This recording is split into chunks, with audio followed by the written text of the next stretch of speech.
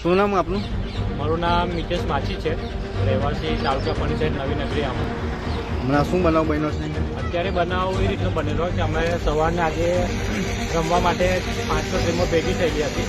એમાં રાનીપુરા, જૂનાવાડિયા, આમોદ, વાટા વિસ્તાર એ બધા અમે યુવાનો રમવા માટે આજે ભેગા થયા. તો એમાં બનાવ એવો બનેલો કે બપોર પછી જ્યારે અમે જમીને મેચ રમતા હતા ત્યારે સદનની જે પાછળનું ગોડાઉન ખરું એની દિવાલ તૂટી પડેલી ને અહીંયા 30 થી 40 છોકરા અમે બધા અહીંયા જ બેસેલા હતા. તો સદનસીબે કોઈને વાગ્યું નથી.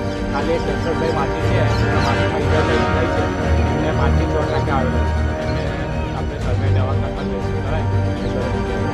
તમારી શું અપેક્ષા છે સ્કૂલના મેનેજમેન્ટ? અમારી અપેક્ષા એ જ છે કે આખા ગામ પ્રત્યે એમ કહેવાય ને કે જે સેન્ટર એક જ ગ્રાઉન્ડ છે કે જે અવારનવાર બધા જ છોકરાઓ આખા કહેવાય કે સાંજે તો રમતા જ હોય છે, પરંતુ આવા શનિ રવિના દિવસે ગ્રાઉન્ડ ખાલી હોય તો રમવા માટે એકવાર થાય છે અને નાના છોકરાઓ બી અત્યારે વધારે રમે છે.